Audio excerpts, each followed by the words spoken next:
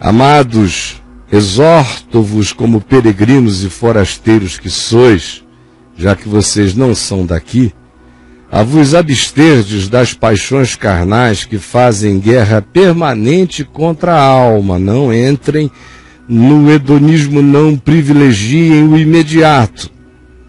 Antes, mantenham exemplar o vosso procedimento no meio da sociedade humana, dos gentios, para que naquilo em que eles falam contra vós outros, como se falassem de malfeitores, observando, no entanto, o comportamento, o procedimento, as obras, a atitude, o espírito de vocês, eles venham a glorificar a Deus no dia da visitação, admitindo que de fato foi gente boa de Deus que andou no meio deles. Sujeitai-vos a toda a instituição humana por causa do Senhor, quer seja o rei como soberano, quer as autoridades como enviadas por ele, tanto para castigo dos malfeitores, como para louvor dos que praticam o bem. Esse é o critério final da autoridade da instituição à qual a gente deva se submeter como ao Senhor. Qual é a instituição, qual é o governo, qual é o rei, qual é o soberano, qual é a autoridade à qual, como discípulo, eu devo me submeter como se me submetesse a Deus. É aquela autoridade que pratica a justiça, que vem como enviada por ele para castigo dos malfeitores e não dos inocentes, e para louvor dos que praticam o bem, e não para acobertamento dos que praticam o mal. Nesse caso, antes importa obedecer a Deus do que aos homens. E aí, insurgir-me-ei contra a instituição, contra o rei, contra a soberania, contra qualquer que seja a autoridade, porque antes importa obedecer a Deus do que a qualquer homem. E viva com as consequências de tal perseguição, dando glória a Deus por isso, porque assim perseguiram também aos profetas que viveram antes de nós.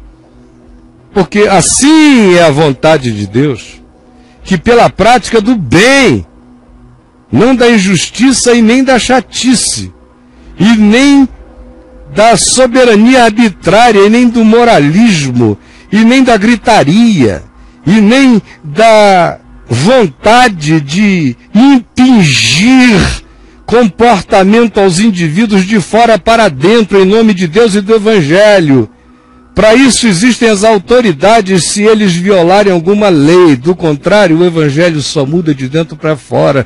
E nenhum profeta de Deus se transforma profeta de causas morais. Ele fala das perversões que atingem a consciência humana. O resto é apenas subproduto daquilo que só é mudado se for mudado no coração. Porque assim é a vontade de Deus, que pela prática do bem façais imudecer a ignorância dos insensatos, dos que se levantem contra vocês de maneira ignorante.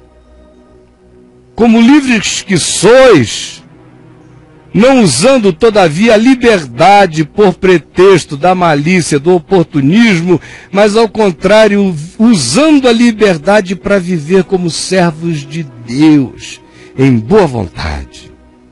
Tratai a todos com honra. Amai aos irmãos. Temei a Deus. Honrai ao rei.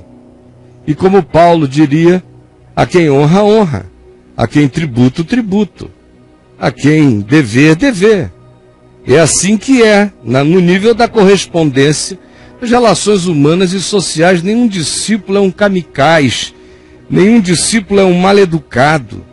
Nenhum discípulo é um ser que, em nome do dogma de qualquer que seja a verdade, trata com desumanidade quem quer que seja. A primeira verdade de alguém que anuncia uma verdade tem que ser a verdade do espírito manso e amoroso e compassivo e misericordioso com o qual tal verdade seja anunciada. Do contrário, ela já sai como um arroto de arrogância que não terá o poder da verdade no coração. Servos, trabalhadores, sede submissos com todo temor aos vossos patrões, não somente aos bons e cordatos, mas também aos perversos. Aqui era o contexto da escravidão. Hoje você não precisa mais ficar numa empresa com nenhum patrão perverso. Saia. Naquele tempo não podia sair, o cara era escravo, era preso. Então, o conselho é esse: se não dá para resolver, seja sábio. Trate com cordialidade. Agora, se você pode escapar, vá embora. E hoje em dia só fica quem é doente, porque qualquer um pode sair, e mais do que isso, pode até denunciar.